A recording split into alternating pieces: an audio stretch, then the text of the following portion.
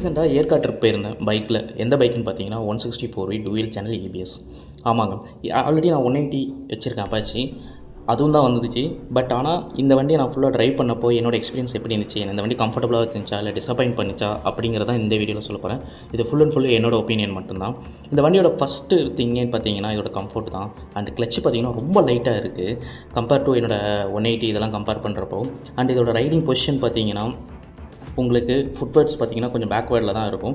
அதே மாதிரி ஹேண்டில் பாரும் பார்த்தீங்கன்னா நல்லா ஒய்டாக இருக்கனால நல்ல ஒரு சிட்டிங் பொசிஷன் நமக்கு. இதில் வேறு என்ன ஒரு அட்வான்டேஜ்னு பார்த்தீங்கன்னா வண்டி வைப்ரேஷனும் இல்லை, அவ்வளோ ஸ்மூத்தாக இருக்குது.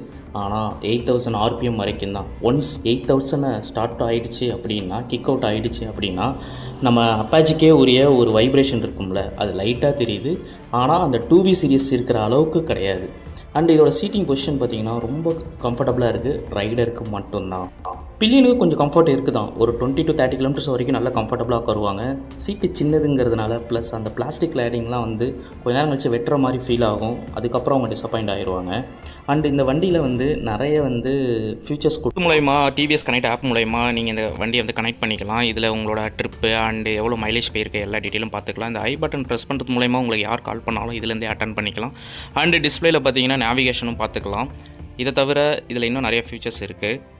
ஏன் ஒர்க் ஆகுதான்னு கேட்டால் கண்டிப்பாக ஒர்க் ஆகுது. ஸ்போர்ட்ஸ் மோட் நம்ம கிளிக் பண்ண உடனே பார்த்தீங்கன்னா 2000 RPMலேயே இது ஐடியலில் இருக்கும். அதுக்கு முன்னாடி வரைக்கும் பார்த்தீங்கன்னா 1500 1700 அந்த மாதிரி தான் RPM இருக்கும்.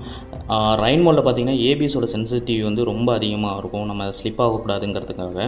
அண்ட் ஸ்போர்ட்ஸ் மோடில் பார்த்தீங்கன்னா நீங்கள் வந்து 6000 RPM சொல்லி தான் கியரை வந்து செட் பண்ண முடியும். இங்கே பார்த்தீங்கன்னா நான் ஏபிஎஸ் எப்படி ஒர்க் ஆகுது அப்படின்னு ஒரு மணல், அதாவது ஒரு ஆஃப் ரோடில் ட்ரை பண்ணி பார்த்தோம். நல்லாவே நிற்கிது வண்டி. உங்கள் ஏபிஎஸ் டூயல் சேனலும் சூப்பராக ஒர்க் ஆகுது. நீங்கள் இந்த மாதிரிலாம் டெஸ்ட் பண்ணிகிட்டு இருக்காதீங்க ஹைவேல. ஓகே. அண்ட் ஹில்ஸ் பர்ஃபார்மன்ஸ் பார்த்த வரைக்கும் ஸ்டெபிலிட்டி நல்லாவே இருக்குது வண்டி. ஹைவேல என்ன ஸ்டெபிலிட்டி இருந்துச்சோ அதே ஸ்டெபிலிட்டி இதுலேயும் இருக்குது. இந்த டூயல் சேனல் ஏபிஎஸை பொறுத்தளவுக்கு அவங்க கொடுத்துருக்குது பார்த்தீங்கன்னா சியர் டயர் தான் கொடுத்துருக்காங்க. ஸோ நல்ல க்ரிப்பாகவே இருக்குது. வண்டி மேலே ஏறுறதுக்கு எதுவுமே திணறலை, அது பாட்டே கூலாக தான் ஏறிச்சு. நம்ம நார்மலாக நம்ம புஷ் பண்ணி பார்த்திங்கன்னா உங்களுக்கு அர்பன் மோடில் தான் போட்டு வண்டியை ஓட்டினேன். ஸ்போர்ட்ஸ் மோட்லேயோ ரைன் மோட்லேயோ அதெல்லாம் போடல.